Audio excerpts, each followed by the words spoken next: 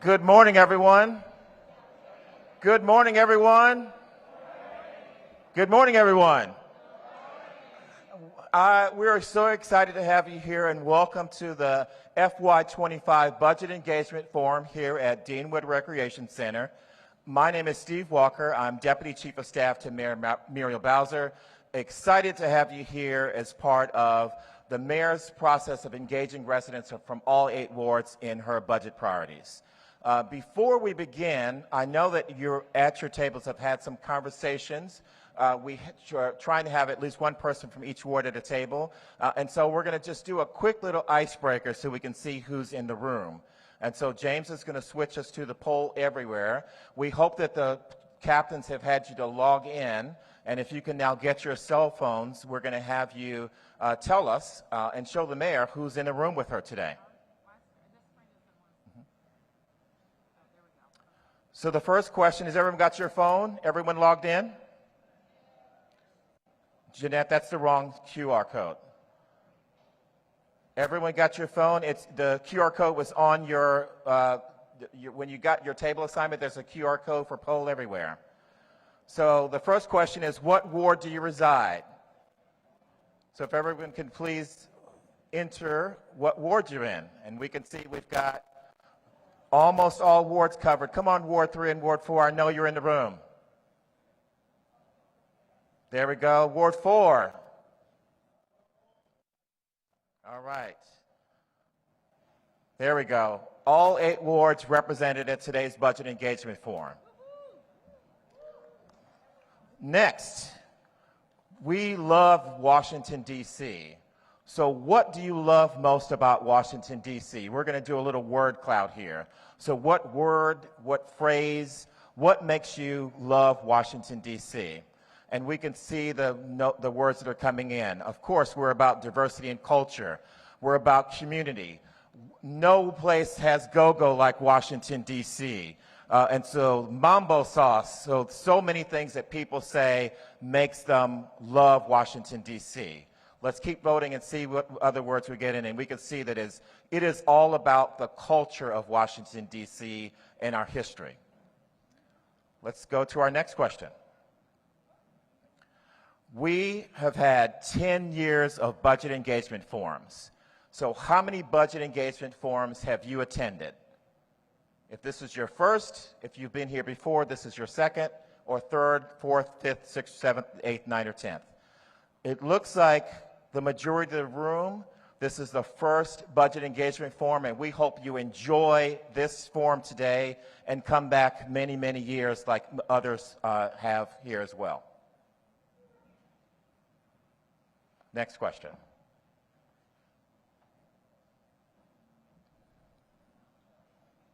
What is your favorite landmark of Washington, D.C.?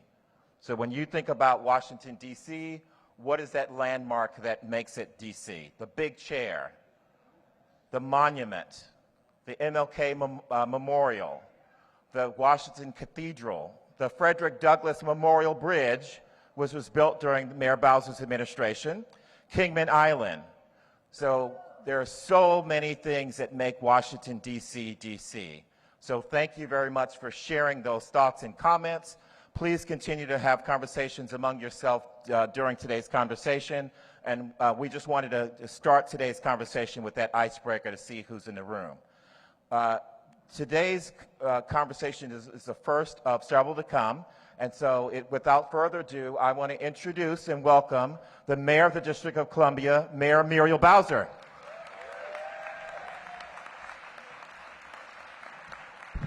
Well, good morning, everyone. I am so happy to see everyone here in the beautiful Deanwood Recreation Center in beautiful Ward 7. Let's give a hand to all the Ward 7 residents and leaders who are here.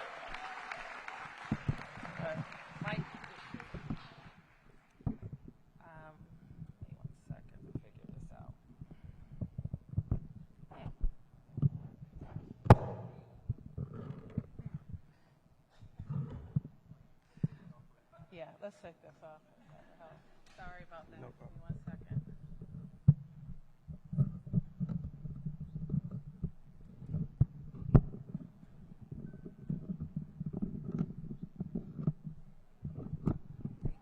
Appreciate that. Okay, so now that let's give our friends at DPR who make sure we can hear and see everything a big round of applause. Thank you, guys. So 10 years we've been getting together before our budget submission to the council. You've probably heard me say this before, but before I became mayor, what I was struck by was that the mayor would present the budget, send it to the council, and then come talk to the community about it. And it always struck me as the wrong way. So our teams have been working on the budget for a couple of months in earnest and all year in monitoring the current budget, working with the agencies and making sure we're spending accordingly. And now this is the time of the year where we will look at the revenues that are available and make decisions about our budget. We expect the final revenue estimate to come from the CFO in the coming weeks, I guess this week, and then that's when we will really know the amount of dollars that are available for our budget submission. So this is not unlike what each of us does in our own households, looks at what dollars we have coming in and prioritizing how we spend those dollars. And it is especially important this year and in the coming years that we're looking carefully at those dollars, because we know we have a confluence of things that will make us have less money to spend, including federal dollars that were COVID relief dollars that came in across the board to schools, to human services, even to infrastructure, that will no longer be available. We all know that things cost more. Who's spending more on their everyday items? I know I am. So things also cost more. And then we know that we will always be addressing emerging issues and trends in our city that will require increased investment. So those are some of the big things that I'm thinking about, everyone who works in DC government is thinking about. Let's hear it for our 37,000 DC government employees.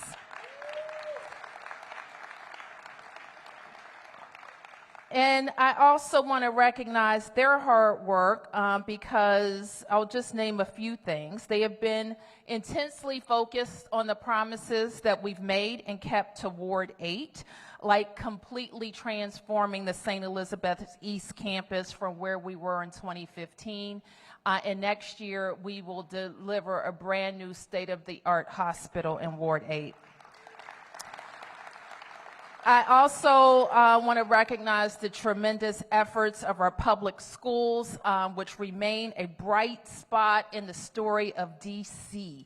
You've heard me say time and time again that it's public schools and public safety that led to the renaissance of Washington, D.C., and they will continue to be pillars of the total comeback of our economy.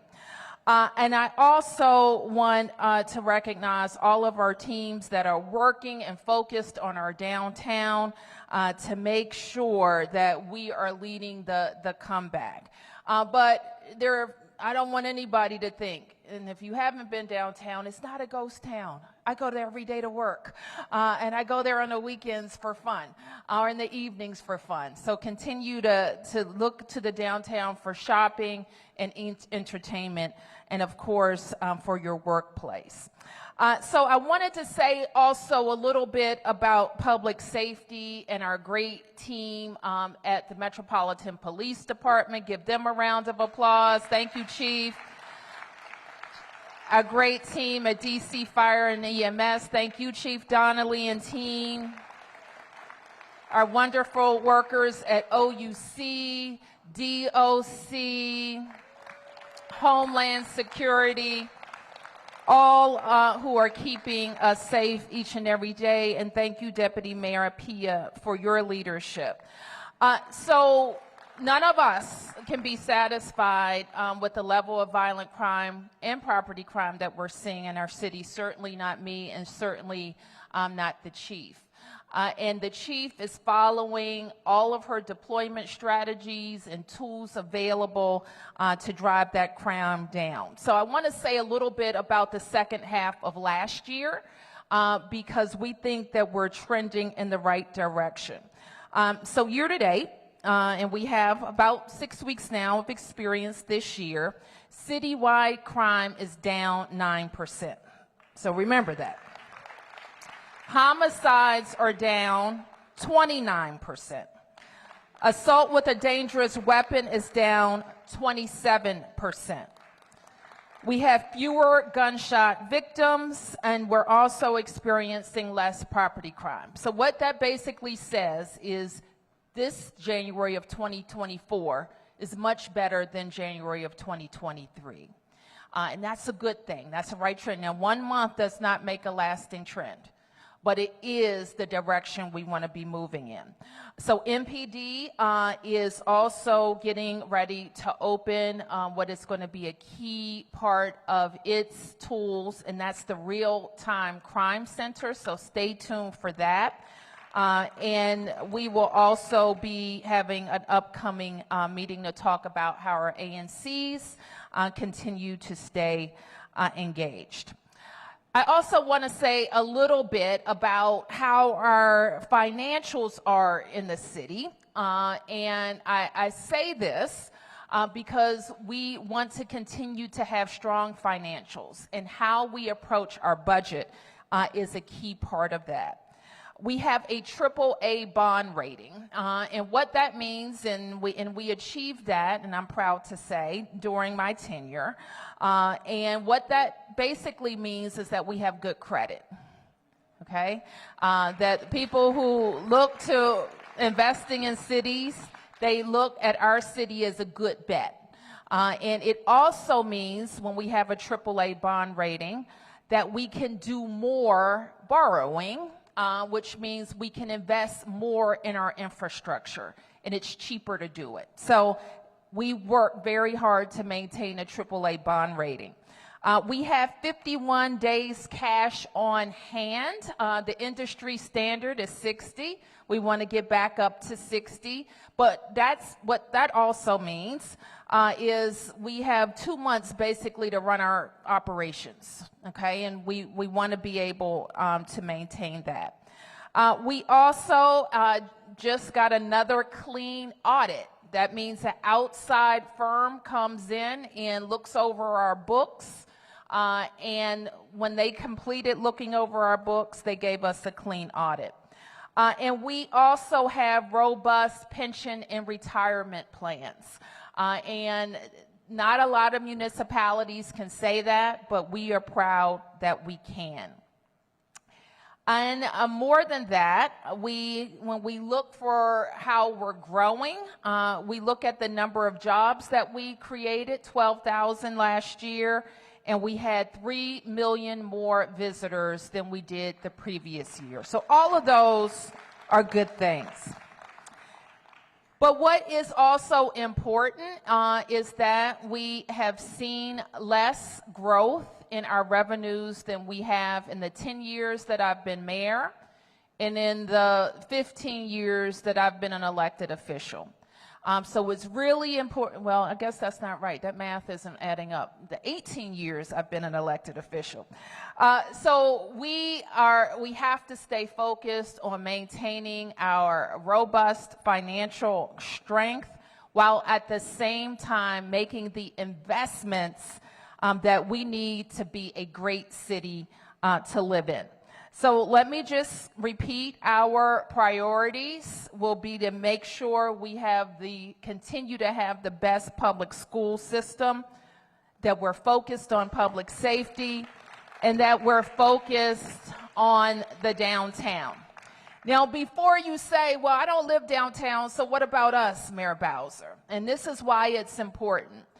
When we have a strong, robust downtown, that means we create more tax revenue, which means we have more tax revenue to invest in all 8 wards. So when we say we're focused on public schools and public safety in the downtown, that's another way of saying we're focused on all 8 wards. So let us just continue to work together to make prudent decisions and to make the strategic investments in our city that will keep us growing, keep families in D.C., attract more families to D.C., and make sure that we're creating jobs, housing, and revenue for all of our strategic initiatives. So let's get to it. So I think I have the pleasure now of introducing my budget director, Jenny Reed. Many of you have worked with Jenny a long time. I had the privilege of working with Jenny before I was mayor and have always just been impressed with how she looks across our agencies and the government, works with stakeholders, works with elected officials, but also is able to really give great recommendations about how the district is using its money. So I'm pleased to say that this is the 10th budget she's been working on with me, and I'm going to introduce her now to talk about the process. Jenny.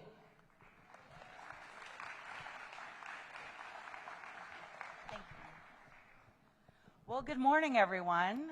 It's great to see so many of you today here to participate in my favorite process, the budget. So as the mayor mentioned, my name is Jenny Reed. I have the privilege of serving as her director of budget here in the district. And since you all are going to talk about the budget yourself and work on it, we thought we would spend a few minutes giving you a little bit of a budget 101. So first, a little bit about the budget process. As the mayor mentioned, the budget process is year-round, but the really heavy lift and heavy work is right now. So we begin our process for formulation in the fall. We work with our agencies. We get their ideas and recommendations. We start to review those. We start to ask questions. And then we start to go to where we are today, which is to get your feedback and input. We start hearing from stakeholders. We start hearing from groups, individuals, gathering all the information that we need to make recommendations to the mayor. We make those recommendations, and then she releases her budget in the end of March. This year, it's slated to be delivered to the council on March 20th. Once we deliver the budget to the council, they have about 60 days to review that budget. They hold public hearings on every single agency's budget, and we encourage you to come testify in support of the programs and services and investments that the mayor made in her budget that you want to protect. The council then takes 2 votes on the budget, typically towards the end of May, and then wraps it up and sends it on to Congress. We then go into the execution of the budget. So starting on October 1 of every year is the beginning of our fiscal year, and we start to implement all the programs and services that our dollars are invested in. We also work with agencies to make sure that those investments are performing well. So we check in, we look at data, we ask questions, and we want to make sure that the resources that we're investing in are delivering the results that you all expect. Lastly, when we get to the end of the year, we take a look back and we look at how did we do, what can we do better, what should we be doing more of. You can see that through accountability reports posted on our website. Every agency has a performance accountability report that looks at how they performed over the year.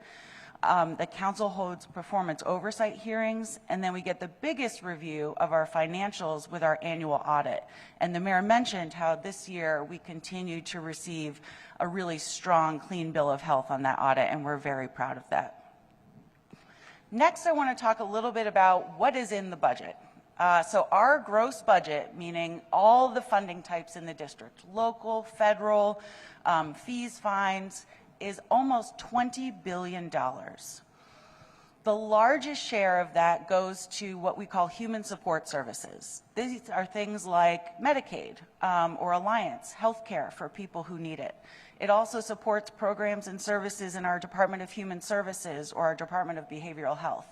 And importantly, it also supports the great work of our Department of Aging and Community Living and the work they do to take care of our seniors. The next largest share is something called enterprise financing and other, which sounds very wonky, and it is, but it's really where we pay all of our debt service. So the mayor spoke earlier about how we have a great credit rating, so we're able to borrow much more cheaply.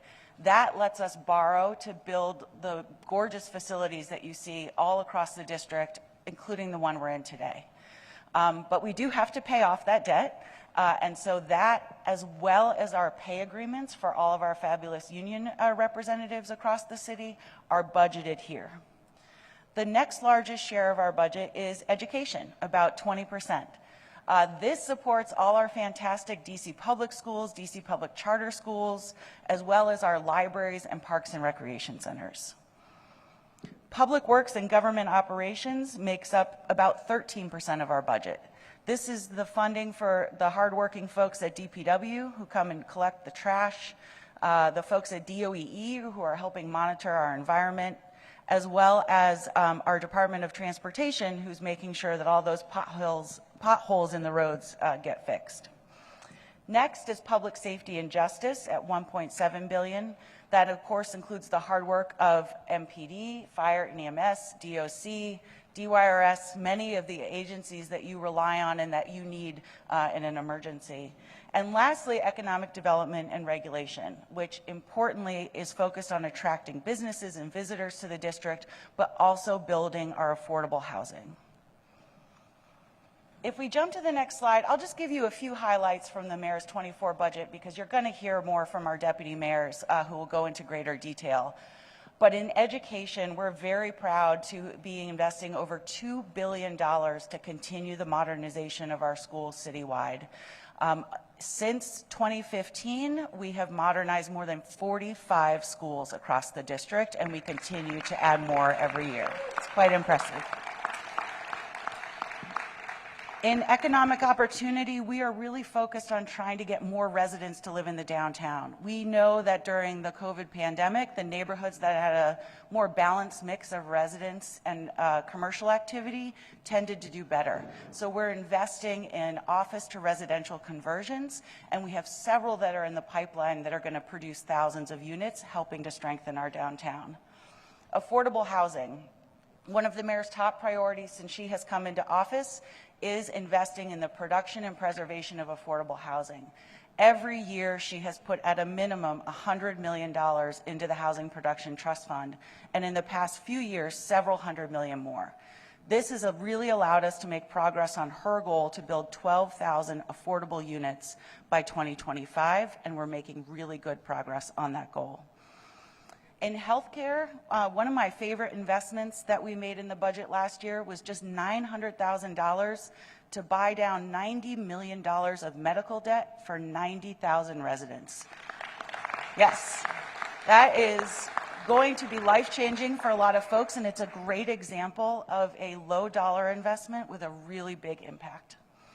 Of course, we're very excited to continue to support our public safety teams. We continue to work on civilianization efforts with MPD so we can free up more of those officers to be out on the streets. Our fire and EMS team is launching a new paramedic school to help bring in more residents and more opportunities in this really critical field. And lastly, transportation and the environment. We continue to work to make the infrastructure changes necessary to make our roads safer. And the mayor has been continually investing more and more in those streetscape improvements, bus priority lanes, all the ways that we need to get around the city. Jumping to the next slide, so a little bit about the context, and the mayor spoke a little bit about this earlier.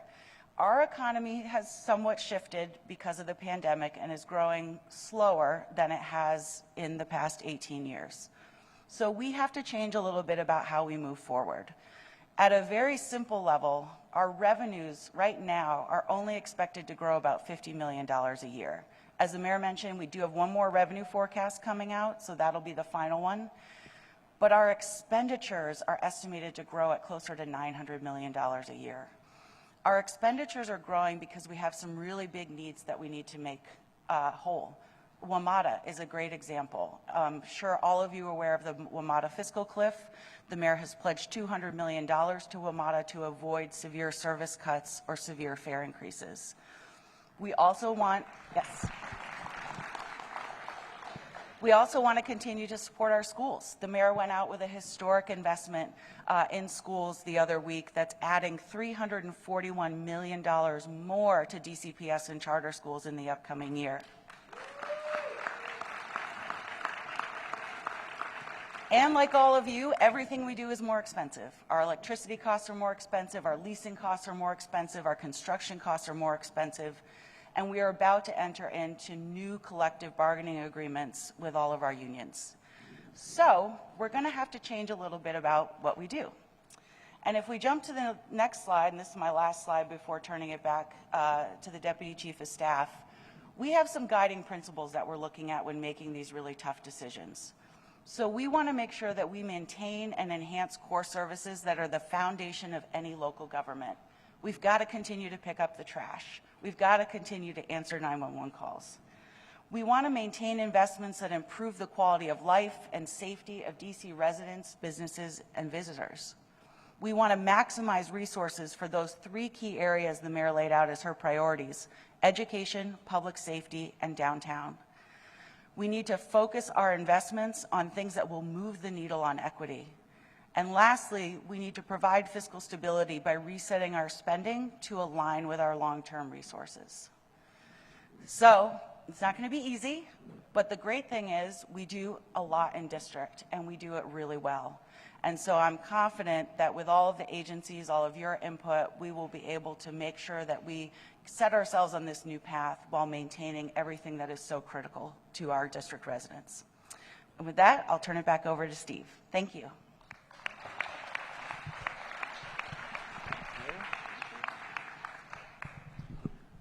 Thank you, Jenny. As the budget director said, we have lots of really great work to do, and this is going to be an interesting year. And so we have changed this part of the program. Typically, we start having the deputy mayors tell you how to allocate $100.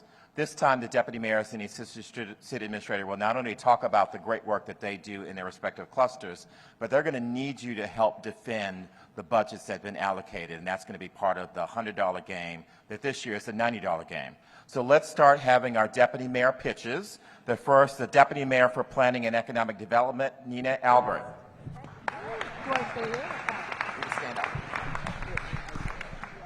I was told I was going to go fourth. Good morning, everybody. My name is Nina Albert, and I'm the Deputy Mayor for Planning and Economic Development, and this is the first budget engagement forum that I've ever been to. So go a little bit easy on me. I'm going to give you my pitch because I think it's a good one. What is economic development? It is about stimulating the economy and generating revenue so that all of the things that we want to give back to our residents and to our community, that we've got some money to play with and do it with. So I'm just going to leave you with one number that you got to remember when you're looking at your chart there, which is that for every dollar that I invest, that the city invests in economic development, we get $10 of private investment back. So that is a good return on investment in my book. Plus, we're only $3 out of your game, so I think you can toss us. Yeah, give me 4, give me 5. But just to say a little bit about what the cluster does, we have several priorities. Number one is business development. This is large business attraction. This is small business development. This is inclusive business development. Because why are businesses important? They create jobs for people. That is so incredibly important to every single resident here. They also pay taxes, which is that revenue generation that I talked about. And they contribute vibrancy to the city. So, okay, Chris, get out of the way. No, just teasing. Aha. All right, I'm just warming up. Okay, so I said business development. Number 2 is housing. So a lot of what we do is work with the real estate development community, with affordable housing developers, with all these partners that deliver housing. Housing's important, one, because we're trying to make sure that we can get back to a place where housing is affordable for all people. The other reason that housing is important is because we want to keep the residents that we have in quality housing, and we want to attract more residents, because residents generate income tax, which again contributes to our community. And then the third thing that economic development does is ensure that we have amenities and thriving neighborhoods. So it is about downtown. As the mayor said, this is a big money generator for us. It's a big job generator for us in downtown. But we know where the real work is and where the real community is in the 39 separate, distinct neighborhoods throughout our city. And when you wake up in the morning, you want to be able to go to a park, you want to play with your kids, you want to have a coffee shop to go to, you want to have a grocery store to go to, and some of our money goes towards supporting attracting grocers to the neighborhoods. So, if you want a great park system, if you want jobs, if you want housing, and you want a park for your kid to play in, then I think you should award me $3, maybe $4, maybe even $5 in the game today. Thanks a lot. Thank you, Deputy Mayor. Oh, okay. Next, we'll have Paul Kine, Deputy Mayor for Education.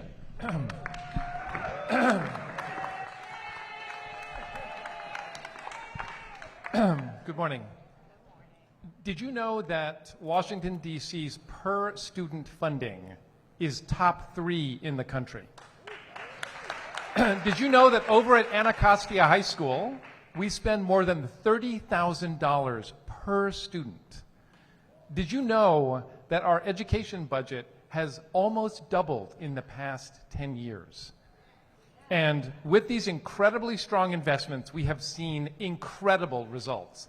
DCPS remains the fastest improving urban school district in the country, even despite the pandemic, in reading. Our public charter schools and DCPS schools have continued to drive up our graduation rates. They've gone up more than 14 points in the past 10 years. So yes, we have been spending your money well. And we have to continue investing in schools and continue investing in our recovery. But this year we cannot simply talk about adding more money. We have got to do more with less. We cannot continue to push for a more expensive system. We've got to push for a more effective and efficient system. And I've got 4 ideas for you. The first idea is teachers. The happier the teachers are, the happier we all are, and the more our students learn. An expensive system would have us with unhappy teachers who don't want to stay in their schools. An effective and efficient system has strong retention, and effective teachers inspire teachers teaching our children. That's why this year we invested more than $100 million in well-deserved raises for all of our teachers in DCPS and the public charter schools. And there is so much more we can do. My second idea is shared school programming. Every single one of us wants great courses for our kids. We want AP, we want IB, we want dual enrollment, we want career and technical education, we want languages, we want athletics. An expensive system is one in which every single school is trying to provide every single one of those things for all of their kids all at once. An effective and efficient system is one with shared classes in centralized locations for all students in the city. And that's why this year we expanded our investment in our world-class Advanced Technical Center. 200 kids from 15 different high schools travel every day to learn cybersecurity and nursing. And there is so much more we can do. The third idea I have for you today is neighborhoods. The backbone of our public school system is our neighborhood schools. Neighborhoods have got to be strong and healthy for our neighborhood schools to do their work. An expensive system would be one in which we put a lot of money into schools, but we don't ensure the neighborhoods around them are healthy. Or a system in which we put a lot of money into neighborhoods, but do not coordinate that spending.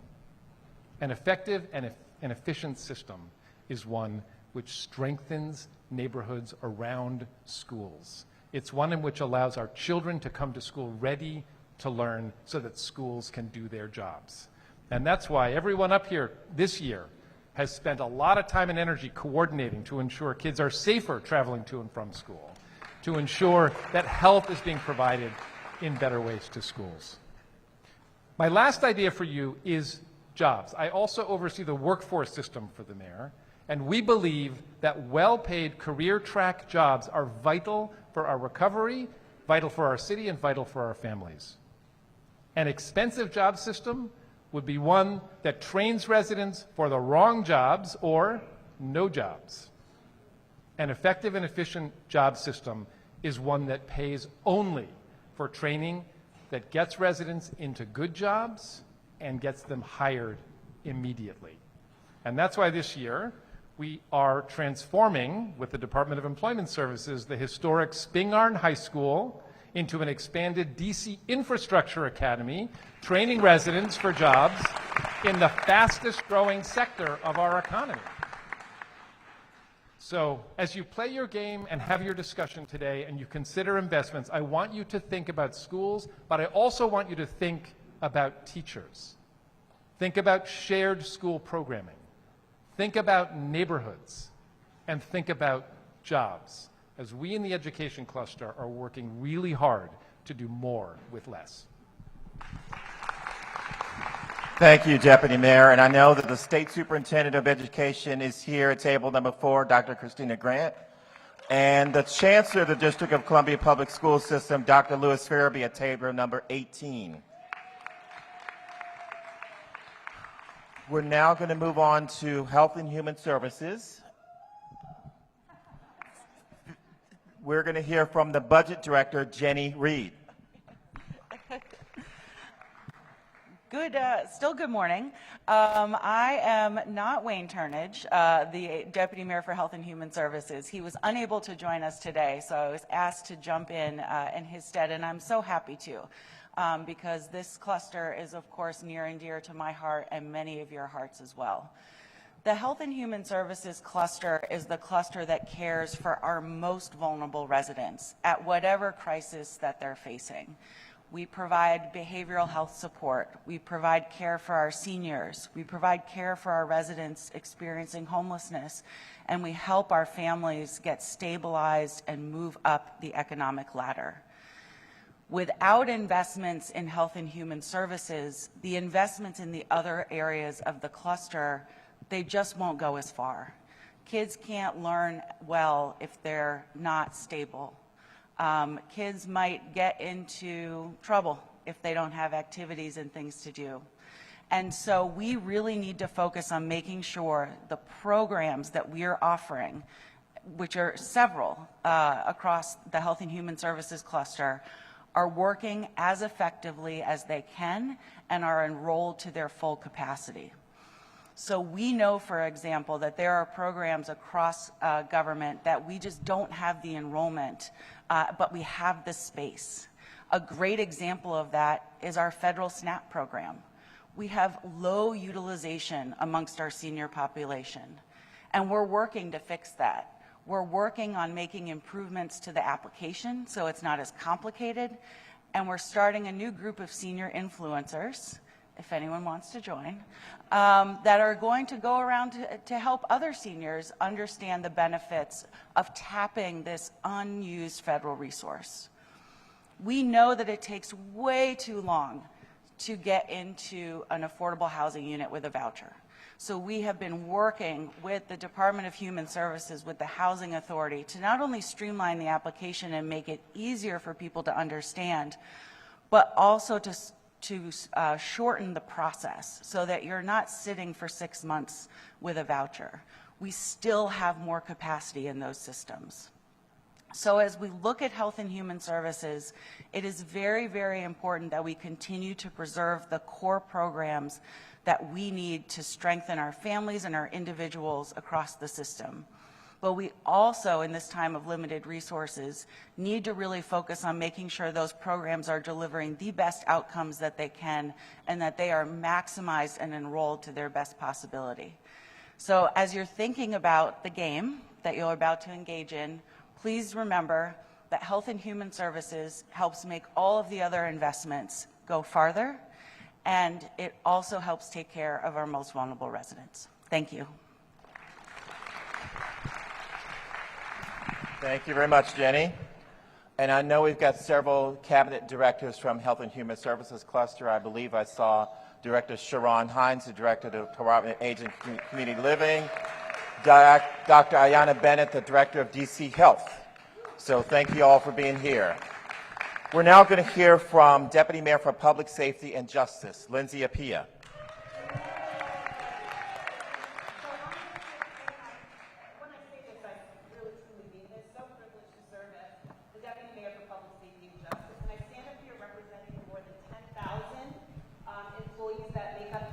Agencies plus the DC National Guard that 24 hours a day, 7 days a week are working on behalf to serve literally every single resident and visitor of the District of Columbia. And so traditionally public safety, you can see, is a relatively small portion of the budget, but with big impact. And so one of the things that you saw at the beginning that you all put in words about what represents the things you love about our city.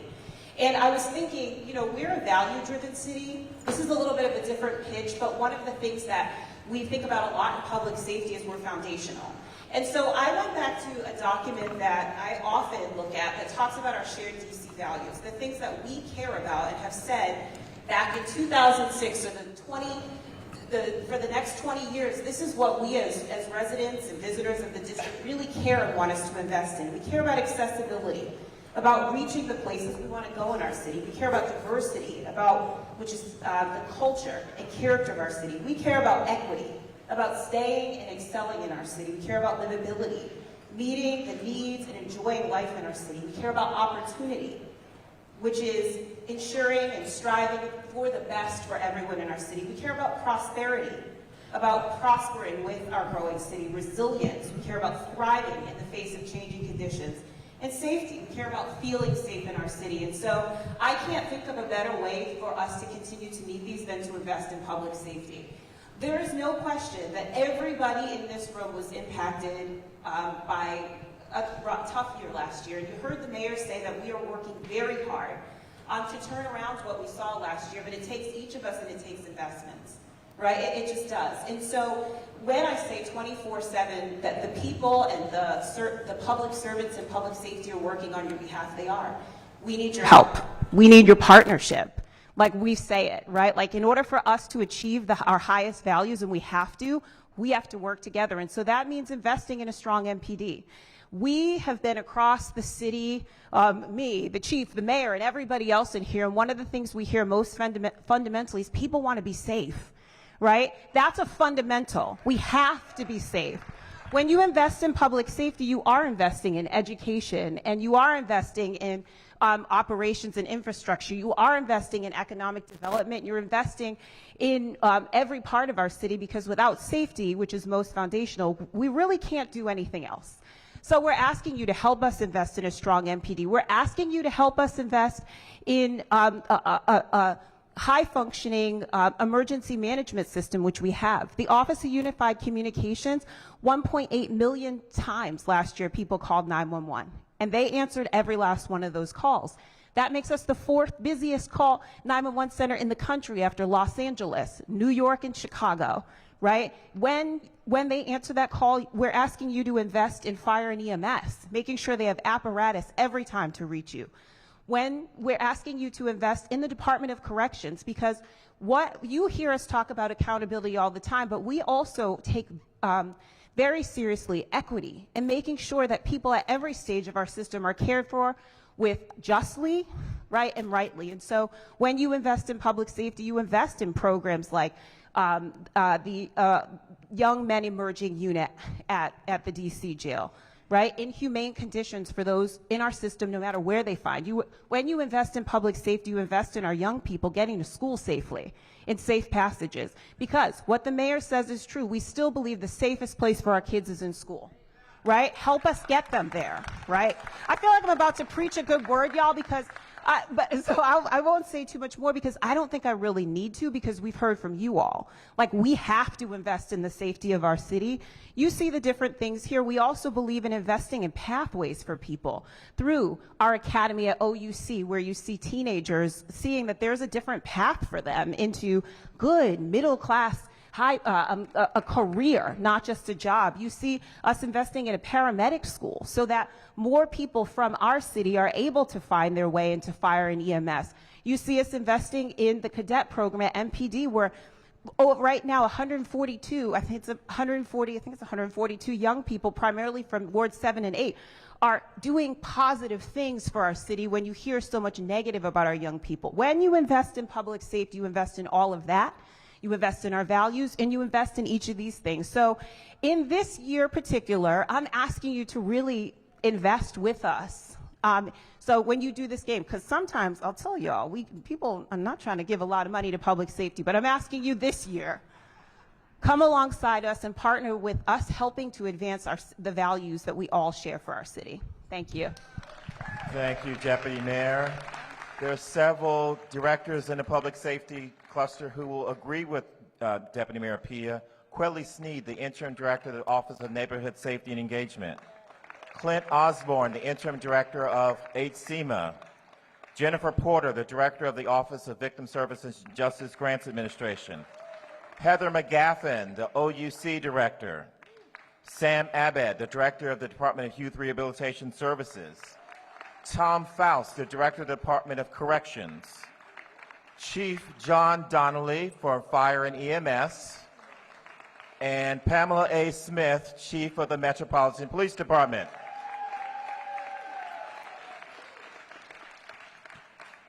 Next, we're going to hear from the Deputy Mayor for Operations and Infrastructure, Keith Anderson. Good morning, everyone. I'm Keith Anderson. I have the pleasure to serve as the Deputy Mayor for Operations and Infrastructure. And our mission each and every day is to ensure that we strengthen, maintain, and sustain the District of Columbia's infrastructure. And we do that by providing core services to every resident, every day, in all 8 wards. So I want to recognize some of the agencies that help us with this effort, starting by DPW. Director Spriggs, you please stand. Department of Motor Vehicles, Department of Energy and Environment, Department of Insurance, Securities and Banking, Department for Hired Vehicles, Department of Licensing and Consumer Protection, and our Department of Buildings. These agencies provide core services each and every day, so I'm here for a simple ask. I need you to help us to serve you. And I need you to invest $20 of your budget so I can make sure we pick up the trash, so I can make sure our insurance rates stay low, so I can make sure our DMV operates well, and we continue to provide core services. I have a couple questions for you guys, and I want to see a show of hands here. How many of you own or rent a home here in the District of Columbia? Do you know that property, either new or renovated, has to get permits through our Department of Buildings to ensure that the building is safe for you to live in? We can't do that if you don't invest that $20. As you prepared to come here today, how many of you use water, electricity, or any utility to get ready to come here today? I know there better be more hands than that. Our Department of Energy and Environment helps ensure that our water is safe and clean, and also finds cheaper ways and more efficient ways for us to use those utilities. Now, how many of us like snow? That's it? Well, our Department of our Department of Public Works not only picks up your trash once, and for some of you twice a week, they ensure that our streets are safe and passable when we do have a snow event, so that our children can get to school, so that our employees can get to work, so that folks can get downtown, and so that this city can operate as normal. But wait, they do more than that. They have a very successful leaf collection program that was the most successful in years that I know of. Very successful year. And then there's more. As the springtime comes, they'll be cleaning our streets and streetways to ensure that our streets are safe and clean for our youngsters and visitors. Now, and we have a very And we're a city of zero waste. And DPW has piloted a composting pilot that 9,000 residents are participating in, ensuring that we are responsible for our food waste. So, that's right. So when that program opens again, I want each and every one in this room to sign up if you're not already signed up. Now, a show of hands. How many people take a Uber or a Lyft or something like that? Well, our department for hired vehicles ensures that all those for hired drivers are in compliance with the law. Ladies and gentlemen, we provide core essential services for every district resident across all 8 wards. Help us to serve you. I need that $20. Thank you. Thank you, Deputy Mayor. We're going to see about that. To close out today's session, we'll have the Assistant City Administrator, Dr. Chris Rodriguez. Good afternoon, everyone. So I'm going to ask you for $5. I'm going to tell you why in the next couple minutes. The Internal Services Cluster makes everything that you just heard from the Deputy Mayors possible. We serve all 86 district agencies and departments. We want to hire better teachers, got to go through DCHR. We want better facilities for our kids to go to school. We want better rec centers, like the beautiful one we're standing here right now in Deanwood. That's the Department of General Services. Our Department of General Services serves over 600 buildings in the district for our government, for our residents, and for our visitors. We have 37,000 employees in district government. All of them deserve fair wages. All of them deserve good contracts. Our Office of Labor Relations and Collective Bargaining does that every year, every couple years, for our employees. Our Department of Human Resources makes sure that our employees have the support that they need to do their jobs for you, for the residents of the District of Columbia. Director Reed put up a statistic about our budget, $20 billion, about 19.8. Our Office of Contracts and Procurement procures over $12 billion of that budget. We have dedicated people working every single day to make sure that the core services of our government, for the deputy mayors and the clusters that you heard just now, function effectively and efficiently. And so we are, in our internal services cluster, the backbone of the district government.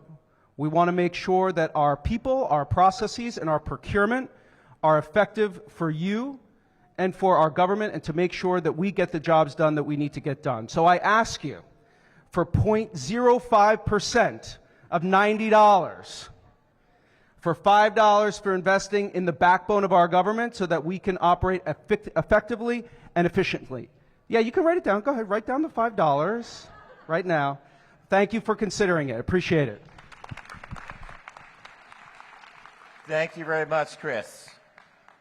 So we heard some fantastic pitches, including the Deputy Mayor for Operations Infrastructure asking for $20. We are now going to go to the $90 game. As you heard from the budget director, this year we're having some tough conversations and tough decisions to make. And so your table captains have all talked you through this year's game. You all have a copy of it, so it's in front of you. On the column on the left are what we have already allocated to each of the categories in this year's budget. So $9 to public safety, $20 to education and workforce, $6 for government operations, not 20, Deputy Mayor, $3 for housing and economic development, $7 for infrastructure and the environment, $32 for health and human services, and $23 for debt service and union agreements. And what we want you to do now as a table is talk about the decision that you will make in helping us get the budget from $100 in FY'24 to $90 for FY'25. So we need you to look at these categories and find $10. So you will be reducing in some cases, you might be adding, but we need to make sure that you come up with a $10 reduction to get to $90 for a total of this year. Some of you might have some great ideas on how to generate revenue, great revenue generating ideas, and you can share those ideas with your table and come to some consensus. So we're going to spend the next 25 minutes in discussion. I'll come back up and give some prompts before we do a readout. So please spend a few minutes coming up with your budget priorities. So everyone work individually, and then work collectively with your table monitor to come up with what you agree on as a table, and we'll do some readouts across the room. The deputy mayors, the directors that are here, and many, all of us will come around the tables and speak with you, and so we look forward to reconvening in about 24 minutes. Thank you.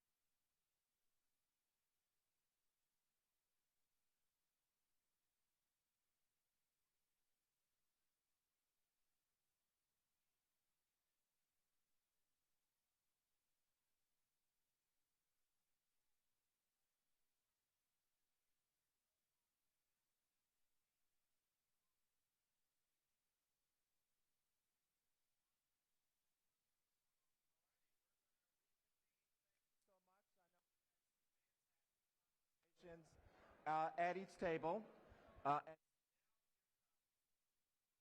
Very, very.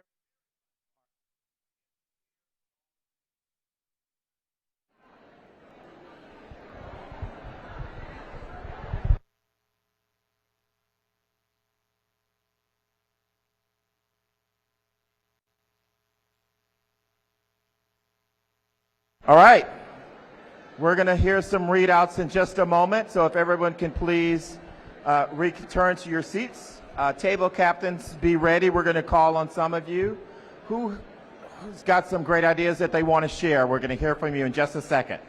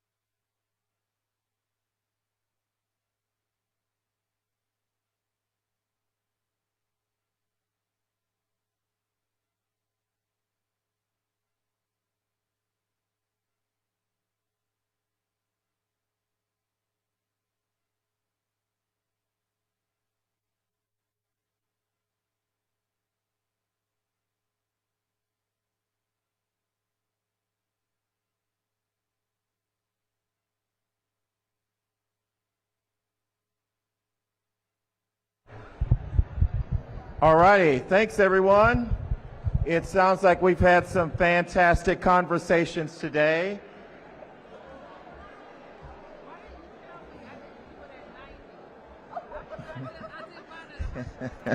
And I know you had a challenging $100 game that went to $90 this year. And so now we want to hear some readouts from some of you in the room whose table had a great idea or came up with a great concept that they want to share with the room. Table monitors, if you can hold your table number up and we'll call on you. If you can hear my voice, clap once. If you can hear my voice, clap twice. If you can hear my voice, clap 3 times. Thank you very much. We now want to do a readout, so which table has some great ideas that they want to share with the rest of the room? Please hold up your number and we'll call on you. I see several, and the mokers are going around. We're going to start with table number 3.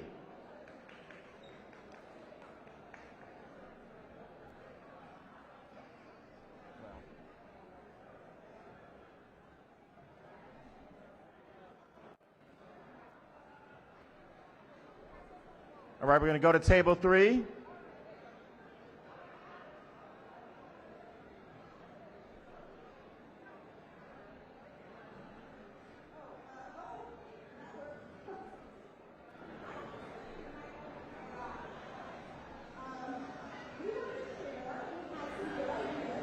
Hang on a second. Table 3 is doing their presentation.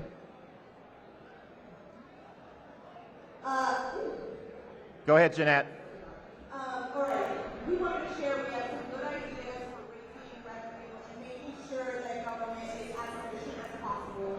And those 2 ideas are being more aggressive with public-private partnerships, especially when we're looking at housing development, and more aggressively getting reciprocity acknowledged in out-of-state tickets that need to get paid.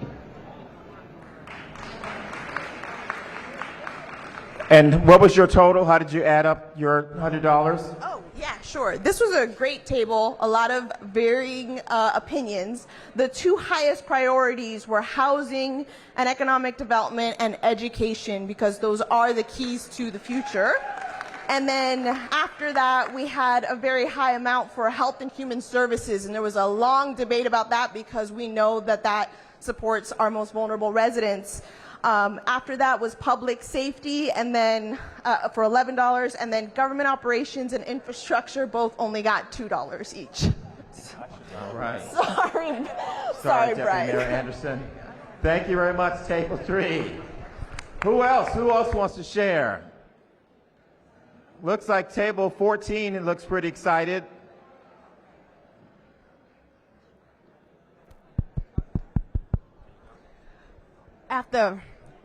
Good afternoon. After a very robust conversation, we had what we felt is a balanced budget, given that we have health and human services at $30, protecting our most vulnerable in the city. We can't make cuts when our most vulnerable are at risk. We're definitely also seeing a small reduction with education and workforce. Deputy Mayor Khan made great points, doing more with less, and we support you. We're trying to keep it at a balance of $19. Then we're moving to public safety at $9 because we have to keep our citizens safe. Public safety affects not only DC kids and our safe passage, but it affects all of us, and we have to reinvest in that. We're looking at some cuts to government operations at $3, housing and economic development, a nice cut at $2, and infrastructure and environment at $4. We also said that there has to be a time where we all tighten our belts. So that means that in snow removal, we're digging our own snow out. Trash collection, we're cleaning our own neighborhoods. We're investing in our own community, because when the times get tough, we get tougher. Thank you very much, Deputy Mayor Anderson. Again, I apologize, Deputy Mayor Anderson. Let's see, who other tables have a great idea? Looks like table 20 So we're going to go in this order. Table 20, then we're going to come back on this side to table 13, and then table 27. Table 20, you're up. Thank you. We had really amazing conversations, a great group of ladies here. We really wanted to focus on public safety and rebuilding the middle class, which is really important to our table. We had an amazing idea, which is kind of outside the budget, but it's giving the empty homes and apartments that we have in D.C. back to the residents so we can have more affordable housing. That was really important, as well as education. We are very passionate about education. So in our budget, we mostly deducted. We didn't really add, but we only took away 1 from public safety and $250 from education and workforce, since those were some of the most important issues at our table. So we wanted to make sure that most of their budget was maintained. Thank you. I think we're going to go to table 13 next. Okay, sorry.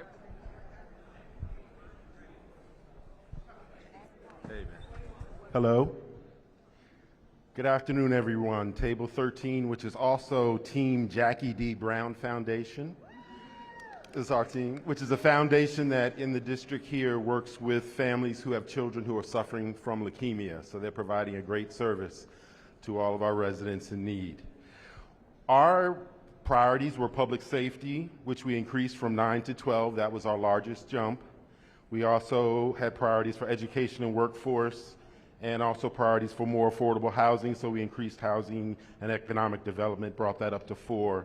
We kept education and workforce, albeit a priority, at 2, with some positive comments from the table about how we could be more efficient and more effective with the dollars that we have.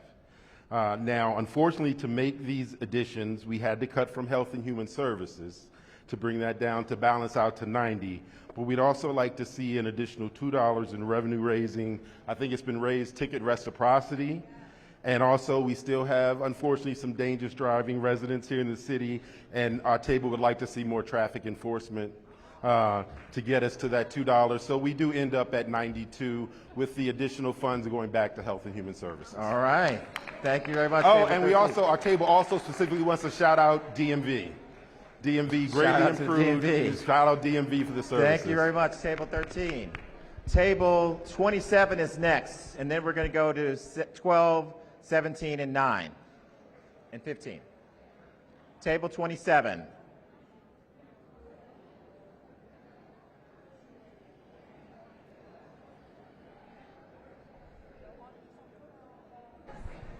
Good evening. Good evening. My name is Damian Jones L, and I'm a part of Ward 7. Most of my partners at my table is from Ward 8, so you know we're a mixture of Ward 7, Ward 8, and I believe Ward 6. Oh, and 5. I apologize. We're not gonna leave nobody out in Ward 5. Ward 5.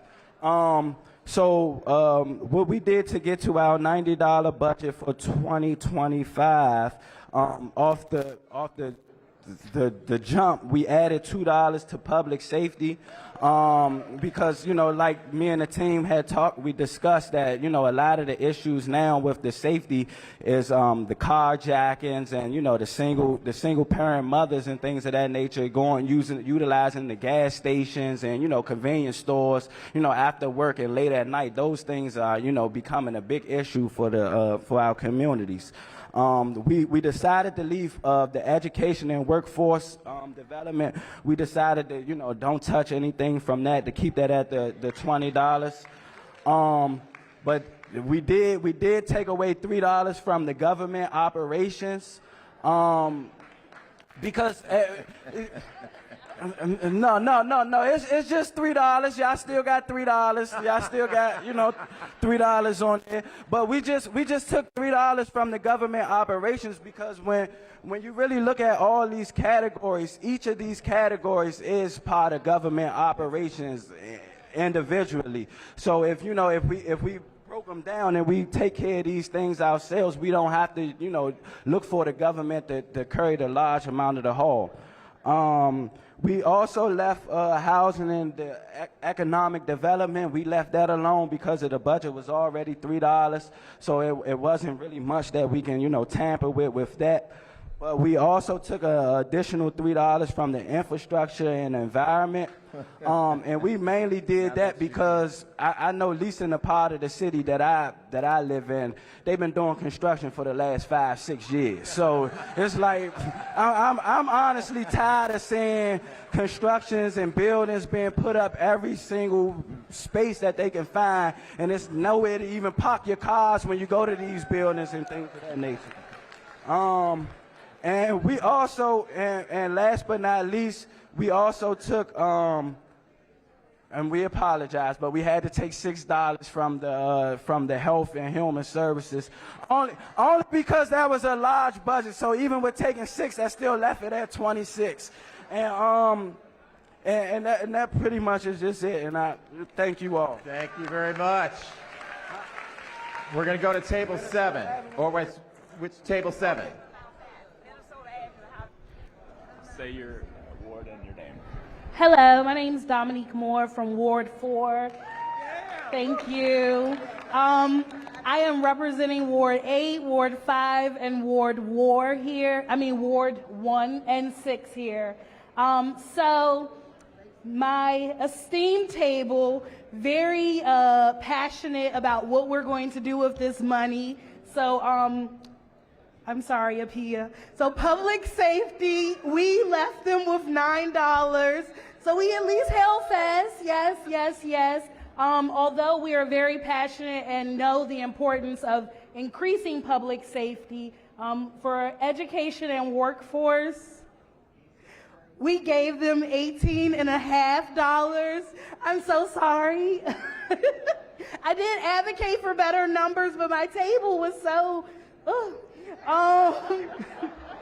then we had government operations, and we did take them down to $4. Housing and economic development, despite all of my arguments, went up to $4.50. Infrastructure and environment went down to $4, and health and human services went down to $27.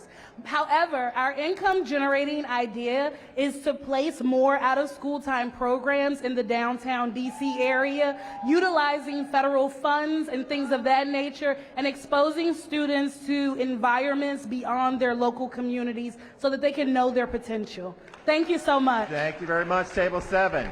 Table 12. All right. Good afternoon, everyone. My name is Angelo Chiati-Mwembia from Ward 2, and the table is well represented. We have Wards 3, 7, and 8. Okay, so what we have done here is we prioritize things.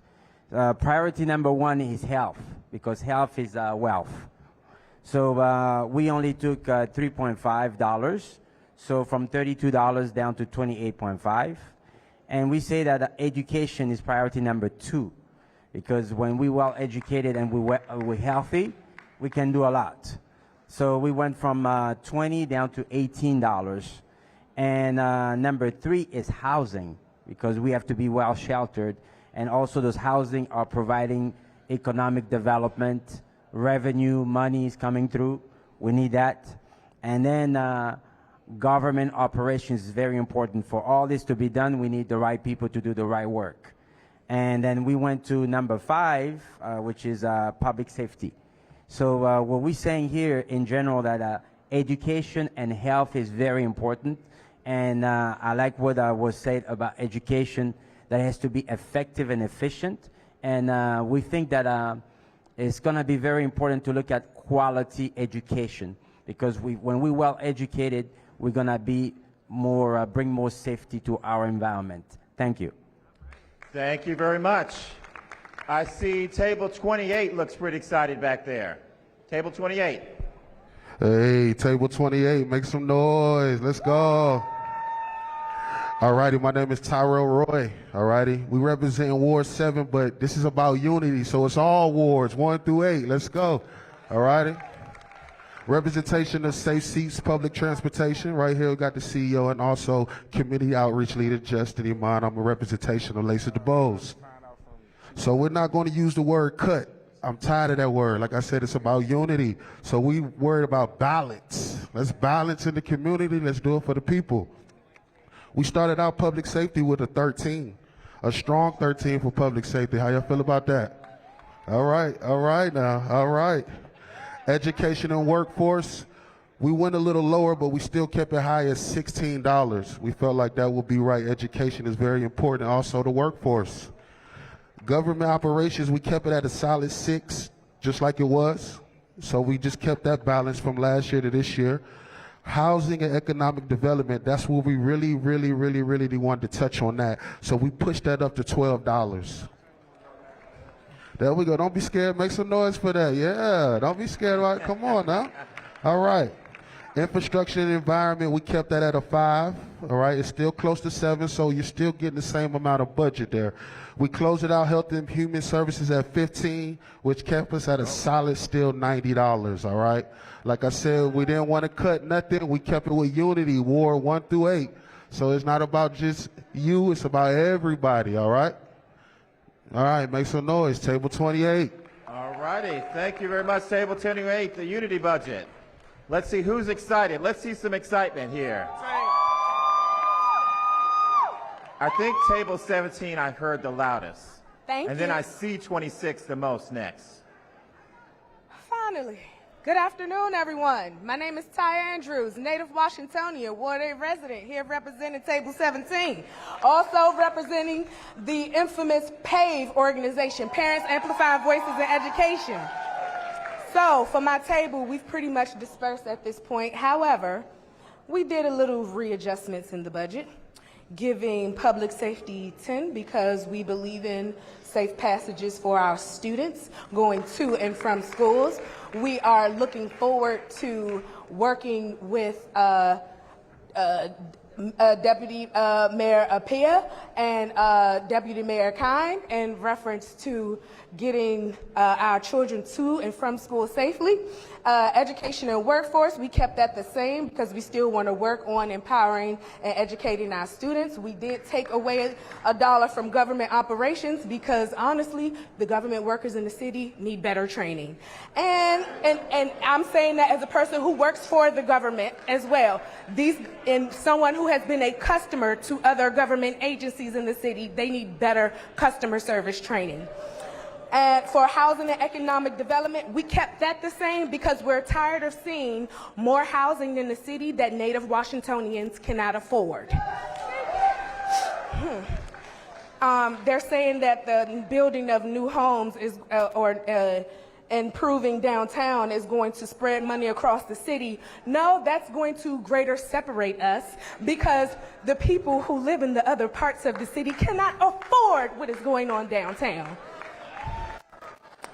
Next, we went to $5 for infrastructure and environment because again, why has there been the same construction in the city for the last 10 years and nothing is done? And there's still potholes on every other street. And then we took away money from health and human services because we're tired of seeing low income reap benefits of the city and high income and thus middle income folks are being left behind with nothing.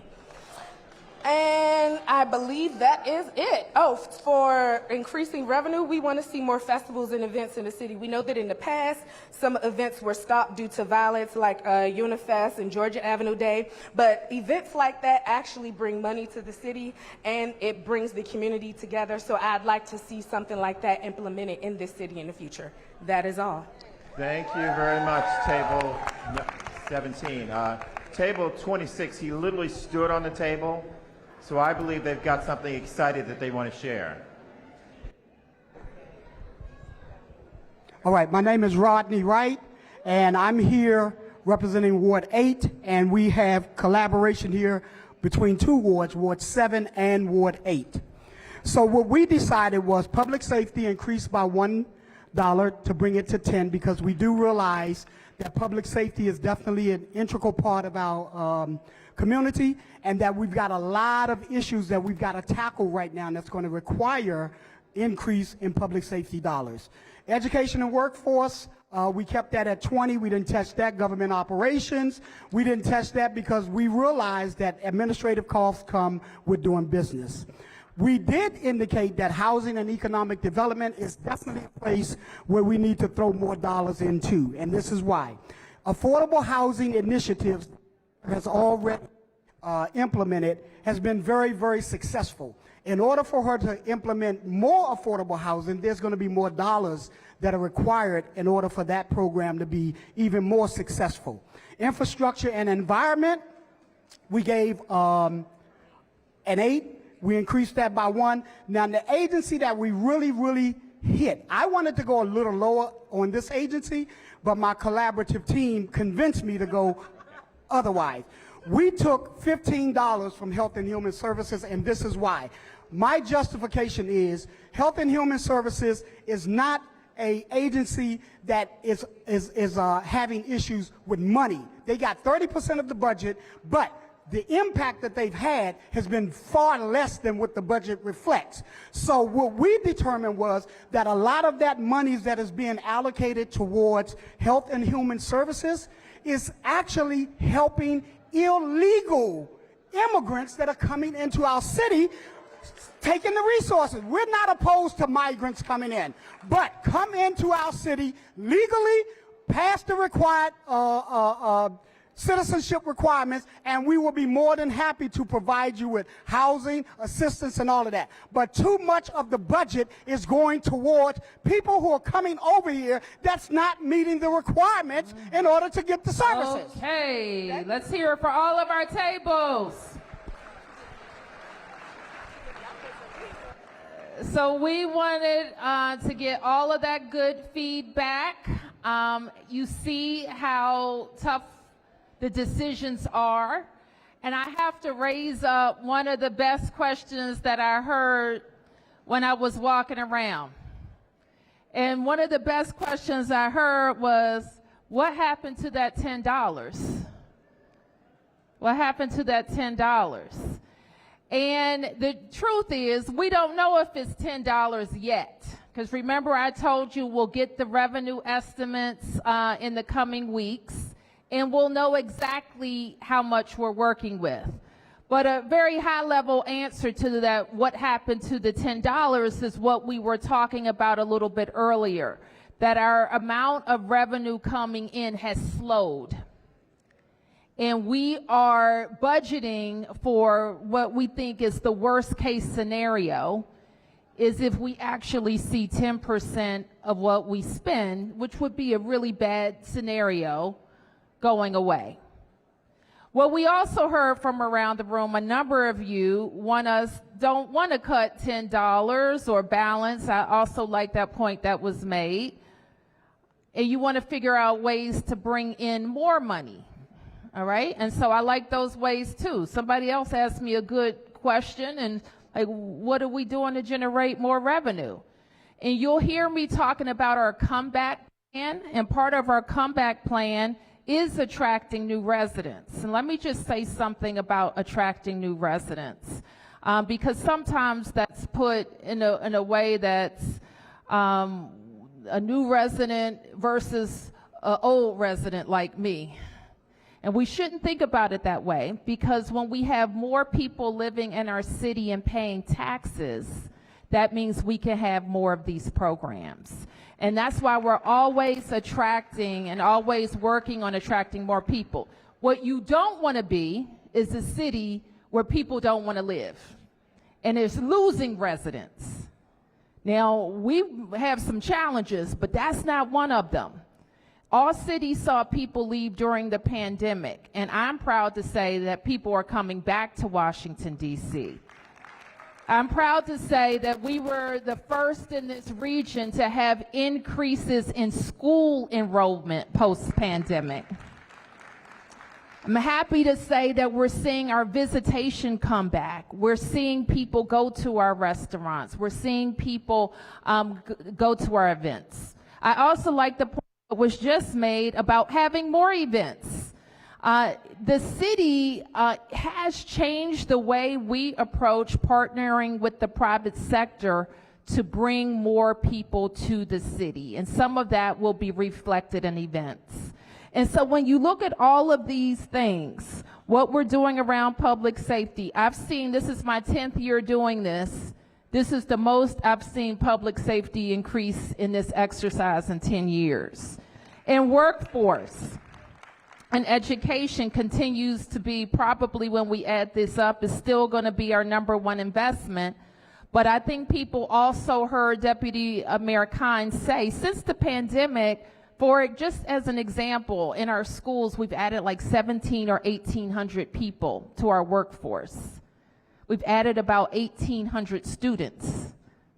So just know that as we think about what we need to rebalance or adjust, we're really looking at growth since the pandemic, a lot of it fueled by federal dollars that won't be available for this budget. So just kind of keep those in mind as we think about that. I also heard this year, probably for the first time, and I know it was triggered by the need to cut $10, but taking a real hard look at how we get the most impact from our health and human services programs. And this is what is, you heard Deputy Mayor Apia talk about our DC values earlier. And this budget will reflect our values. And part of that is making sure that everybody in our city has a fair shot. And we're very committed to that. That means a good school, that means access to a good job and good job training, and access to safe, affordable housing, and living in a city where we support each other, no matter our background, our beliefs, our color, our sexuality, or where we were born. Those are our values. So we will continue to listen. We have another session like this on Wednesday in Brookland. I have a call that I do, a citywide call to DC seniors. And this year we'll also be doing a citywide call to Generation Z to hear what their priorities are and how they're going to be involved with the government. So with that, I want to thank all of our DC government folks, our budget staff. Let's hear it for our budget staff. I want to give a big shout out to our community affairs staff, our MOCers and MOCA offices. Thank you very much. And to all of you for taking some time out on a Saturday on these important issues. So stick with us, because this is what I promise you. At the end of the day, working with the council, we will have a balanced budget that reflects our values and invest in our priorities. Thank you, everybody.